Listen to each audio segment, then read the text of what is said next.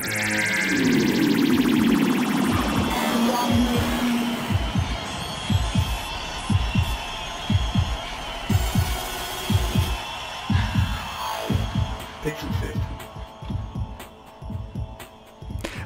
and welcome to episode 31 of Pixel Sift. My name is Gianni, and as per usual, I'm joined by my co-hosts Mitch and Scott. Hey, Per usual. Per usual. Hey, hey. Today we have an interview with Kalgoorlie developers Outback Pixels, a husband and wife duo who make games from the red heart of WA.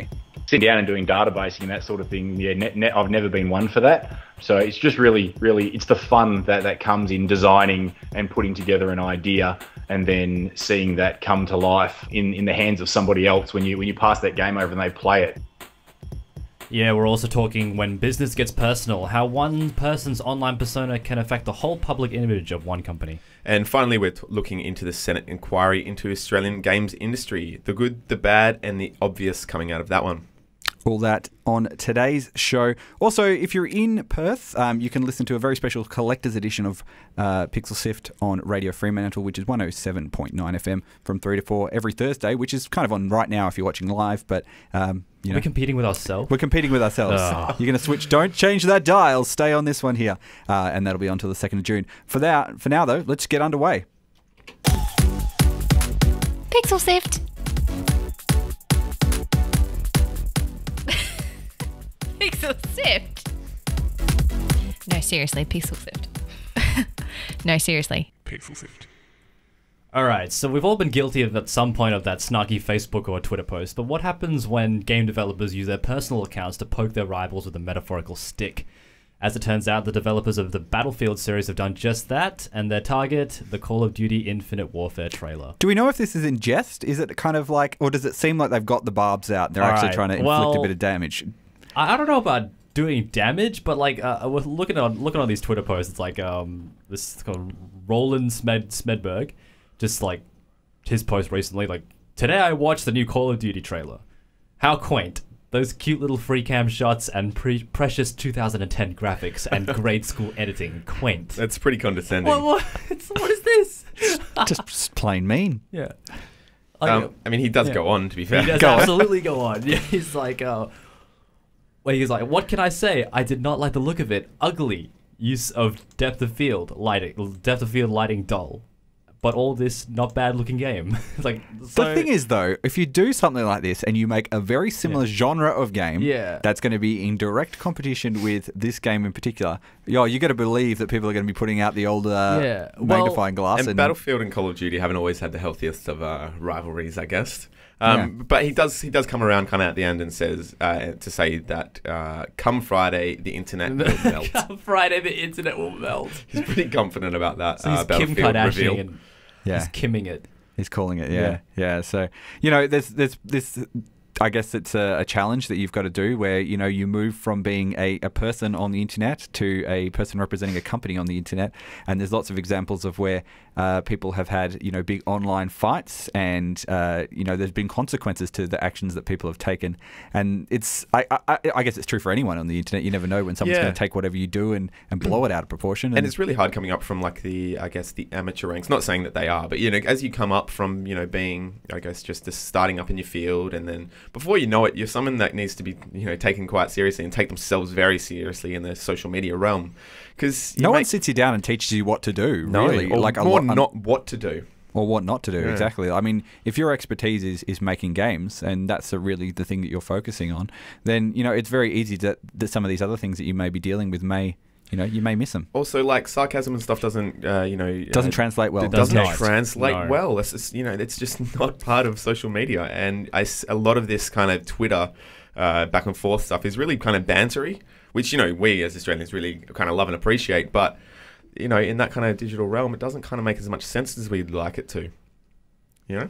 Yeah. I know you know. Yeah, I know what you mean. I can hear your voice, though, so it makes a difference. If you wrote down what you said...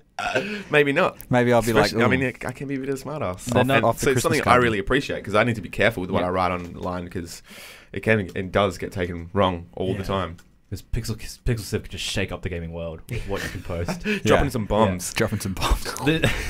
This isn't the first time this has happened, though. Gary Newman and Notch have infamously exchanged words. As recently as the 1st of May, not the 1st of May, sorry, I've lost my post. Very recently, this year. Very recently. Last couple of months or so. Yeah.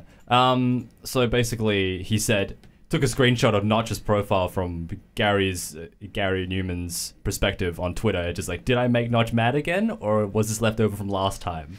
And it just has a picture of Notch's profile with the, you are blocked from following Notch and viewing his content. To be fair, their fights, online fights go back 5 years or so, probably even longer actually. I just don't know of them further back. It's really interesting. I have followed both of them online when they were both kind of like amicable, and they were kind of like, oh, hey man, I really enjoy your game. Like, yeah, I like your game too. And then all of a sudden some things started happening and they both started responding to it, and Notch would say something and then Gary would respond, and then it just became this big thing. I mean, those guys, they are the epitome of like self-made businesses. They don't have a company that they represent other than their own brand. Yeah. Notch now obviously has sold Mojang to Microsoft, but he represents himself.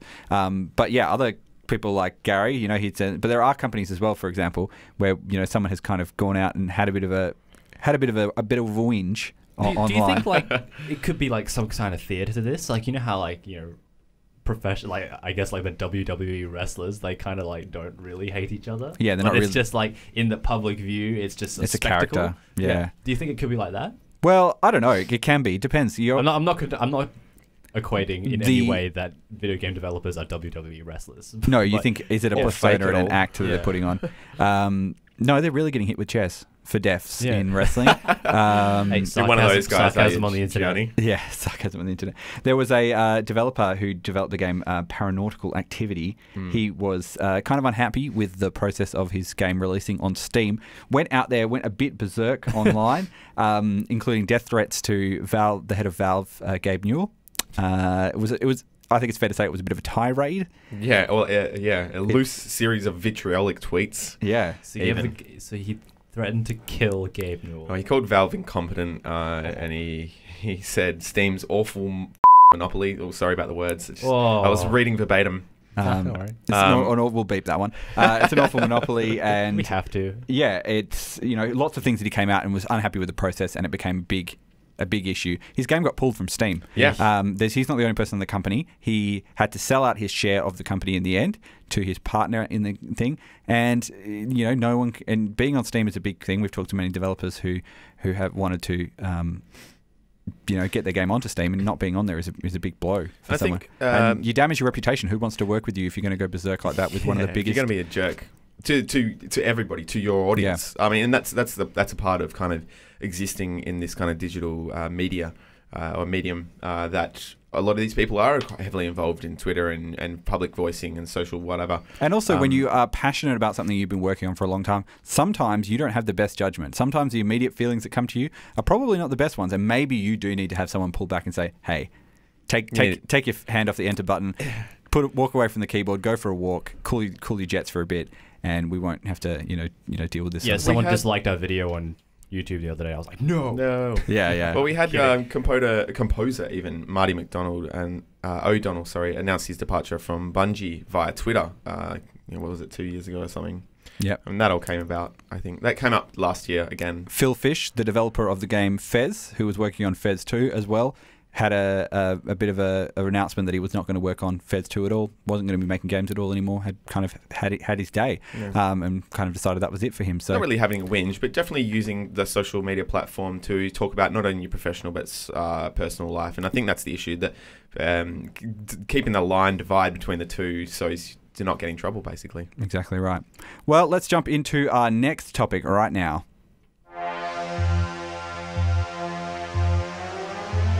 You're listening to Pixel Sift, or you might be watching Pixel Sift on Twitch.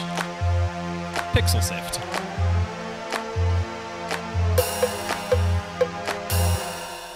Now, when you mention to most people the city of Kalgoorlie-Boulder, one of the first things that's going to come to mind is the mines, and it's a big regional city in the heart of WA that's mostly famous for gold. This week, I spoke to Outback Pixels. They're a husband and wife game development team based in Cal, and we talked isolation, community, and leaving behind a business to work on something completely different.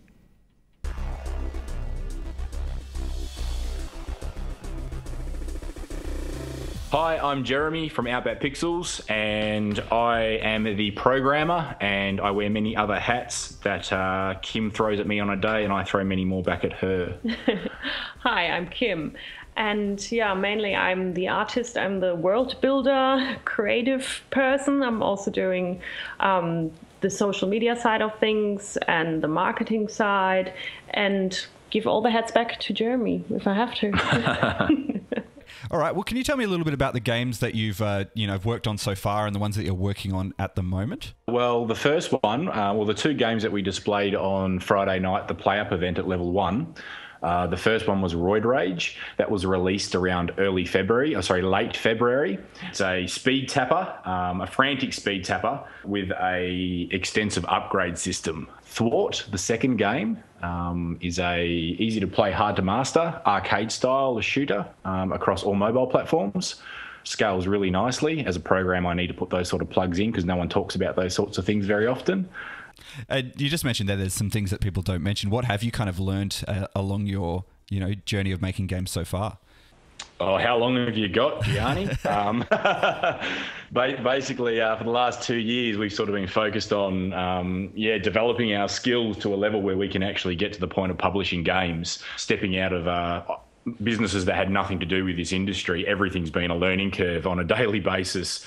So what were you doing before you jumped into the world of making games? So prior, I had a business for 10 years in sales effectively, or automotive spare parts. I woke up one morning and realised, well, on quite a few mornings, that this isn't what I wanted to do for the rest of my life. So got rid of that and thought, programming's the way to go. How do I do it? And I've sort of been in and out of that scene just sort of as a hobby, and I wanted to make that hobby a full-time business or full-time activity.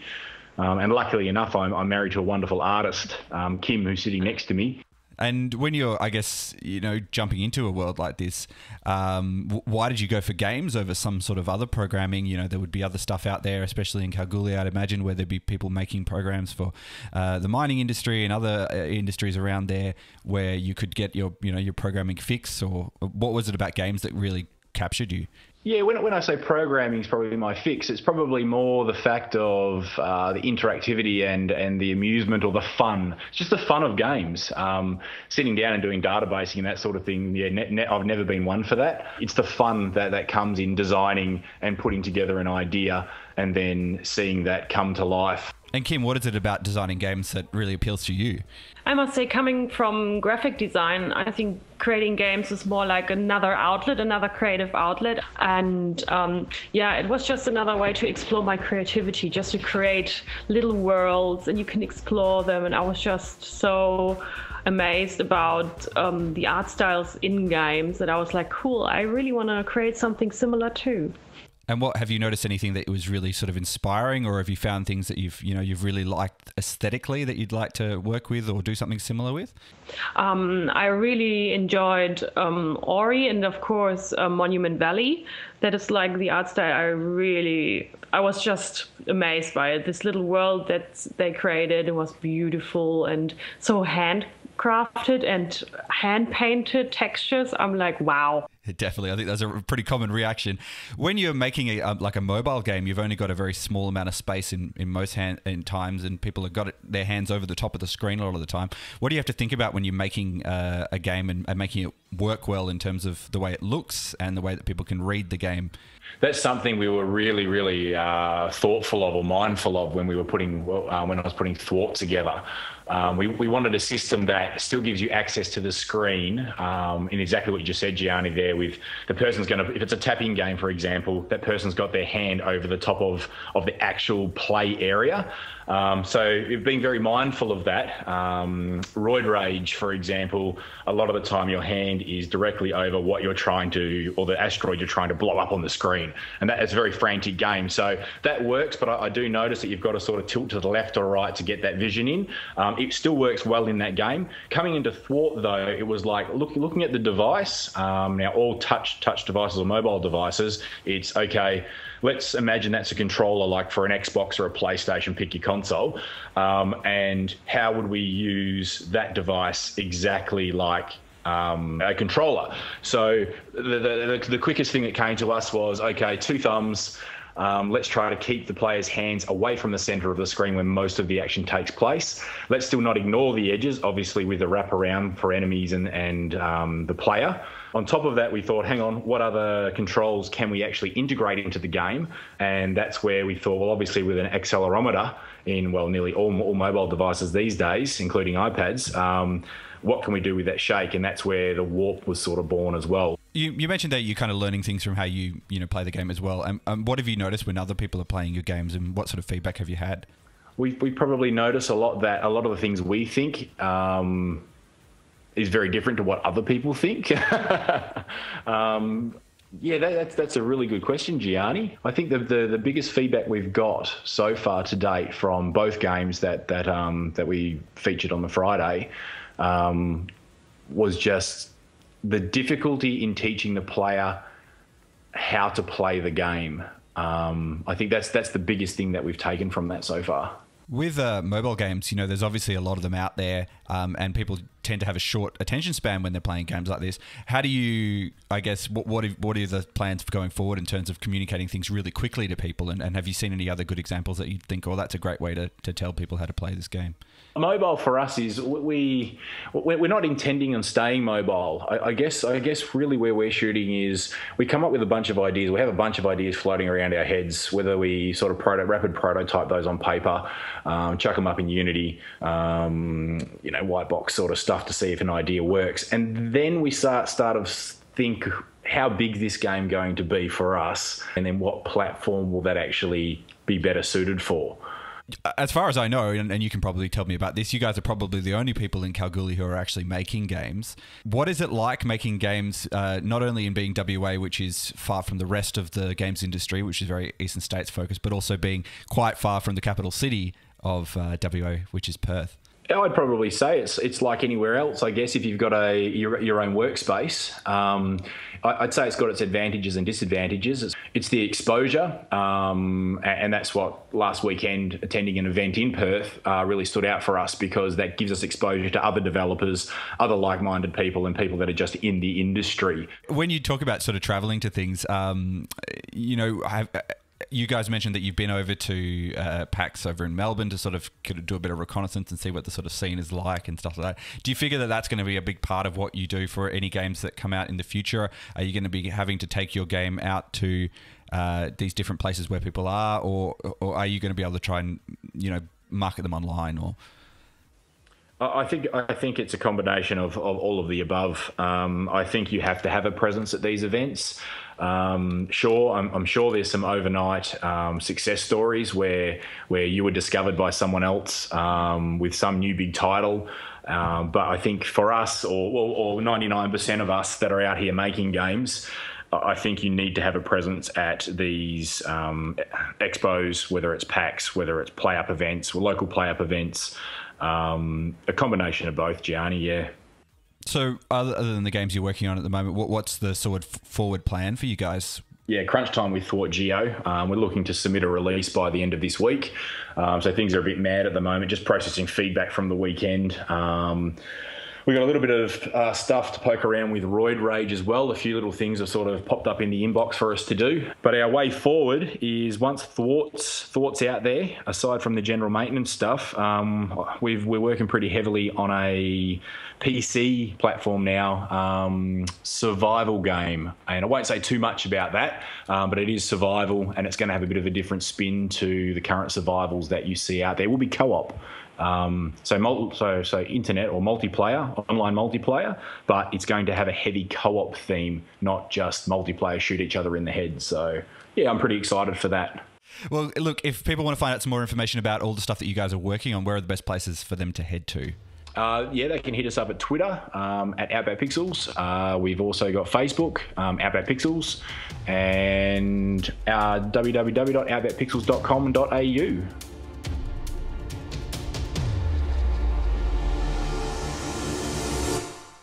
Jeremy and Kim from Outback Pixels there. As I mentioned, go to their website to check out their stuff. Thwart Geo is a new game that's going to be coming out very soon for the app stores online. You can check those ones out there. We've stuck a few links up to some gameplay videos you can watch of that as well. Pixel Sift! It's not Pixel Sieve, it's Pixel Sift. Pixel Sift! So, last week, the Environment and Communications References Committee put forward the report into the future of Australia's video game industry. The committee was made up of Senators Anne Urquhart, Linda Reynolds, Anne McEwen, Chris Back, Scott Ludlam in replacement of Larissa Waters, and lastly, the Honourable Lisa Singh. They came together putting forward 8 major recommendations for reform of video game funding, titled Game On, More Than Playing Around. The report aims to get the Australian government to introduce a scheme similar to the previous Australian Interactive's Game Fund. Now, it was a big blow when the fund was removed.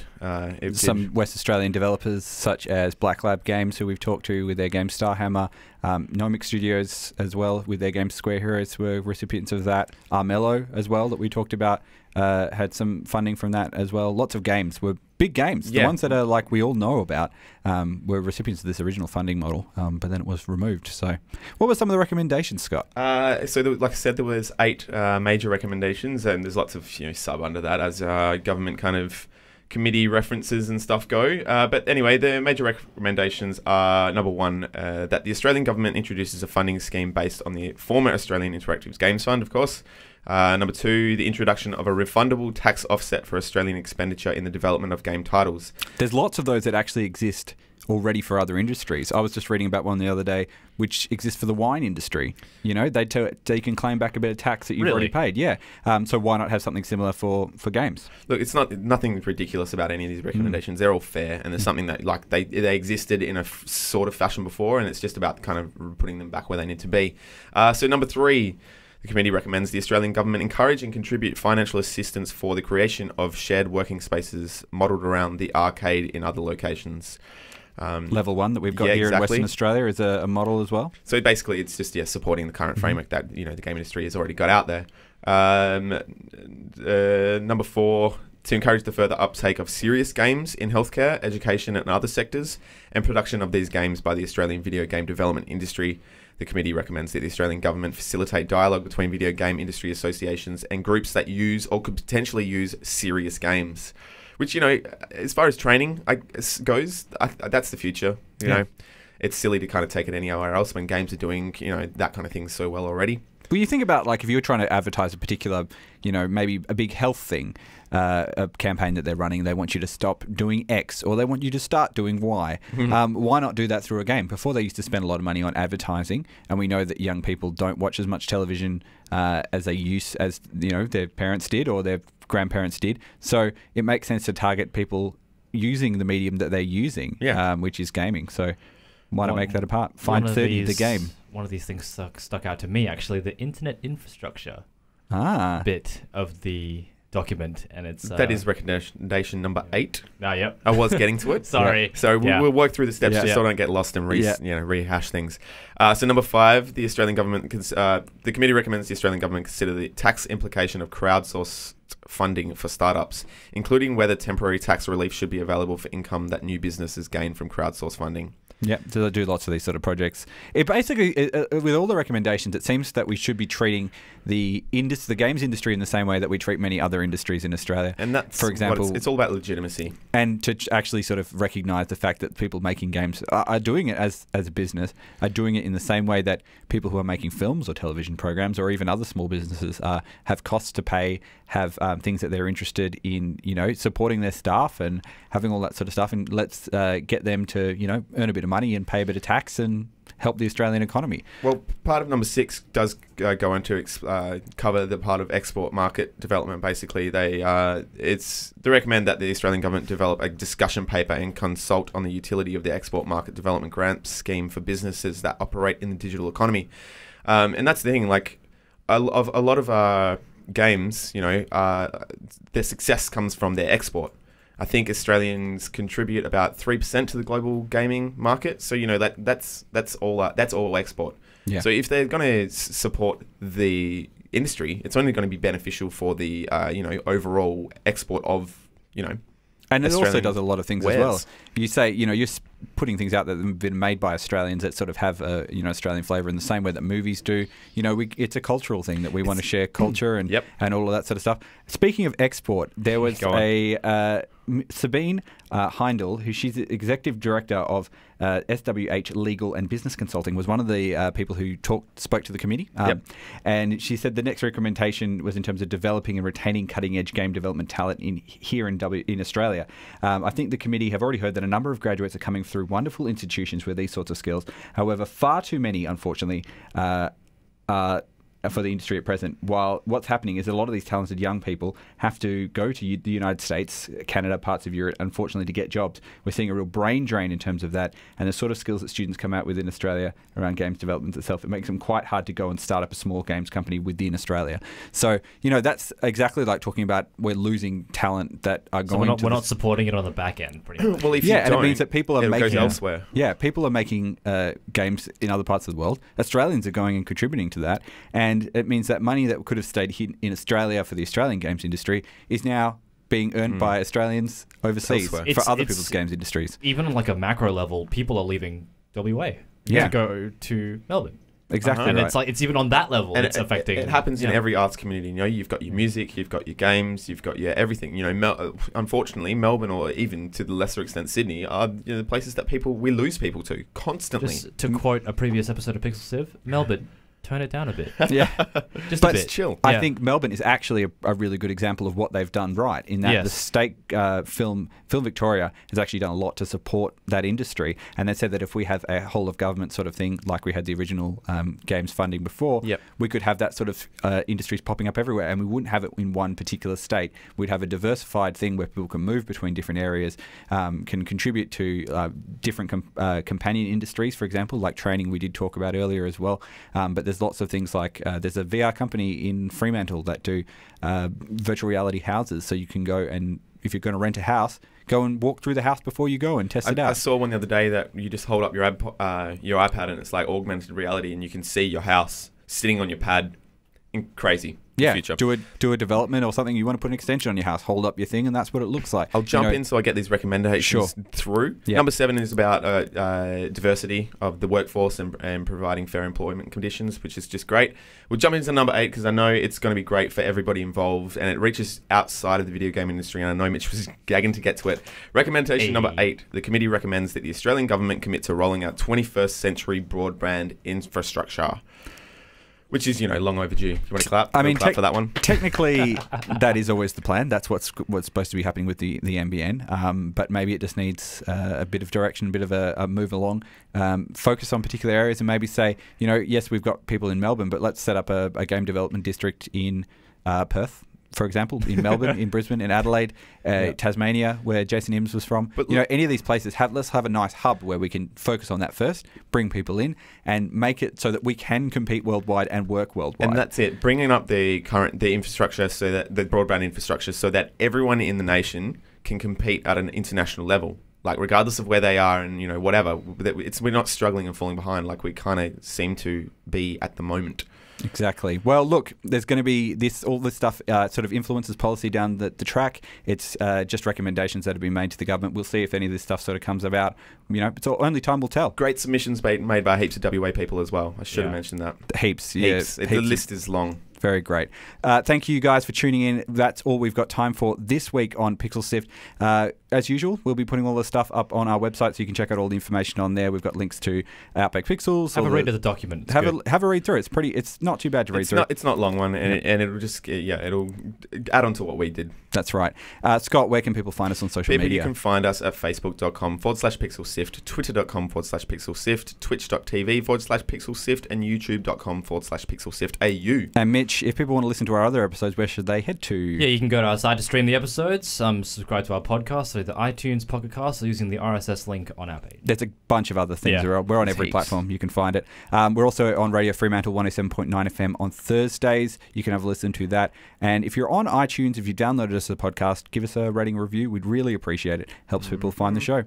Maybe come see us at the Glitch in a couple of weeks' time as we do our Perth Rocket League Invitational, and you can see some streaming of that as well. That's it. That's all we've got time for. So let's see you guys again next week. Peace out. See ya.